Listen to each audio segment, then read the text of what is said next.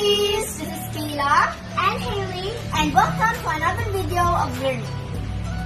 Remember our past experiments? We talked about the relationship between force and motion. The more force you exert, the more motion you get. Now for today's topic, we will be talking about magnet. Magnetism is a non-contact force that either attracts or repel a certain metal.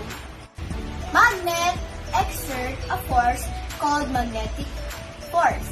The area around the magnet in which there is magnetic force is called the magnetic field. Did you know that magnets are used in everyday life? Example, refrigerators, x-rays, and magnets, and so much more. And we will show you how a magnetic force works through this experiment, called a homopolar motor. A homopolar motor is a direct current, or DC, electric motor which produces a constant circular motion. Okay, let's get ready! We will need the following materials. One AA battery, a copper wire, and a neodymium magnet. First thing we need to do is to prepare our coil. We need any rounded cylindrical shaped object where we can mold or coil. Just stir this around for about 10 times. Then point the edge of the wire to the center to balance to the battery. Ta-da! Now we can start with our experiment. Level the neodymium magnet to the bottom of the battery.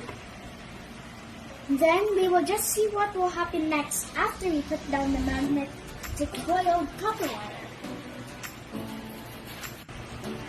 Voila! It turned clockwise like a motor. See if we take a closer look.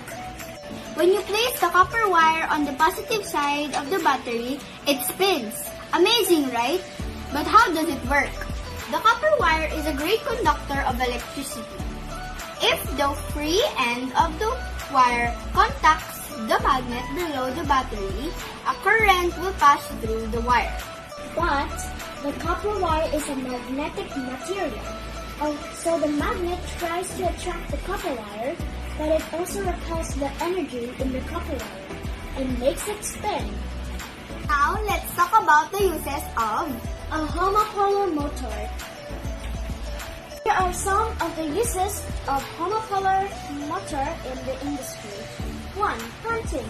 The most common use of homopolar motors is in generators that are installed in the electroplanting process plant.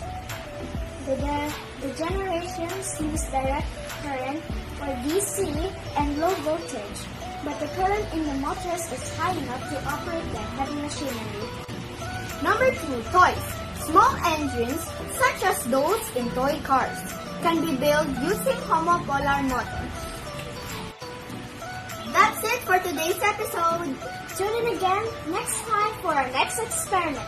Bye!